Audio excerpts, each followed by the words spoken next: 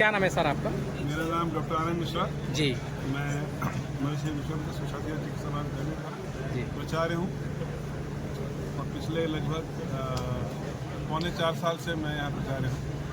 मुझे यहाँ कार्य करते 4 साल 3 महीना हो गया। प्राचार्य मैं उसके बाद में बना।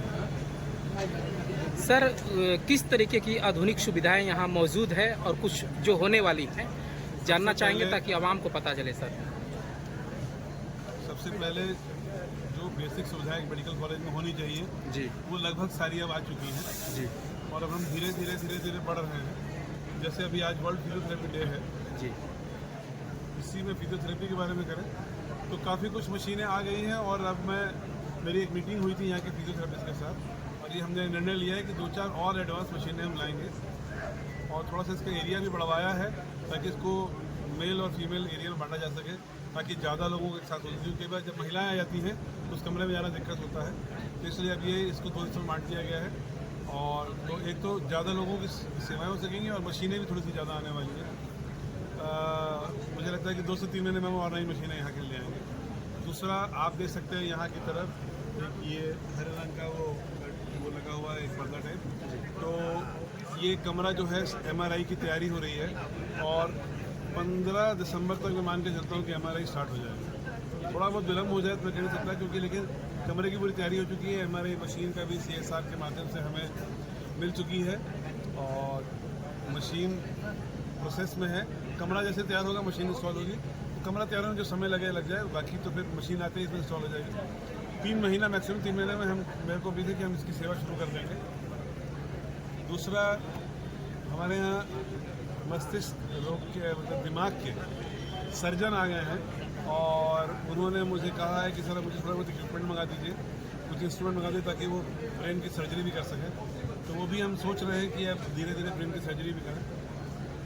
किडनी रोग विशेषज्ञ, किडनी रोग के सर्जन, न्यूरोलॉजिस्ट जो होते हैं वो भी आ गए हैं सर्जन, तो उन्होंने तो अभी ऑपरेशन शुरू भी कर दिया है। मुझे लगता है उनको ज्वाइन के 2 से 3 हफ्ता हुआ और उन्होंने एक तो सर्जरी कर भी दी है। इसके अलावा एक कार्डियोलॉजिस्ट की हम लोग प्रयास में हैं। एक हम कैंसर डे केयर सेंटर बनाने के प्रयास में हैं, जो कि हमारा प्रयास है कि वो महिला अस्पताल में जो एक बिल्डिंग खाली पड़ी है उसमें बनाए।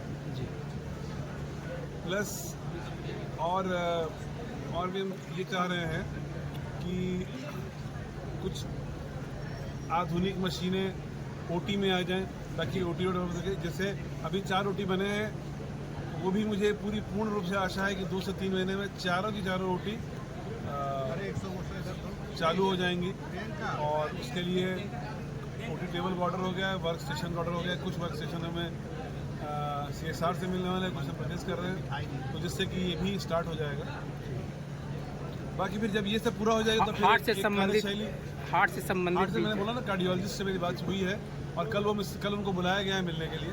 अगर उनसे बातचीत फाइनल हो जाती है तो मैं कार्डियोलॉजिस्ट को यहाँ अपने अपॉइंट करके, हमारे पास 2D इको है और बाकी फिर जैसे जैसे वो काम करते जाएंगे, जो वो सामान मांगते जाएंगे उसको डेवलप करते रहेंगे ताकि कार्डियोलॉजी सेंटर भी पूरी तरह से डेवलप हो सके।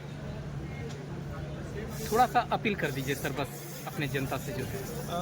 जनता से मैं ये कहना चाहूँगा कि अगर आपको कोई दिक्कत है, किसी भी तरह का कोई सुझाव देना चाहते हैं, मैं, मेरे CMS, मेरे MS, हम तीनों लोगों का नंबर आप लोगों के पास उपलब्ध है। अगर नहीं है, आप हमारे ऑफिस में आके हम तीनों से मिल सकते हैं और अपना सुझाव दे सकते हैं या कोई शिकायत कर सकते हैं। प्लस मैं जनता से ये कहूँगा कि जगह जगह जो हमने ये बोर्ड लगा रखे हैं उस सूचना को पढ़ें और उसका पालन करें। तो कई बार गंदगी जो है मतलब अस्पताल प्रशासन से नहीं होती, जनता से बढ़ जाती है। लेकिन मैं जनता को दोष नहीं देता हूँ, अगर जनता उसको पढ़ेगी, समझेगी तो ये गलती ये चीज़ें नहीं होंगी और अस्पताल की सफाई और अच्छी रहेगी। तो मेरी अपील है कि भाई जो भी सूचनाएं हैं उसको पढ़िए और उसको समझने की कोशिश करिए और उसका पालन करिए। Thank you very much.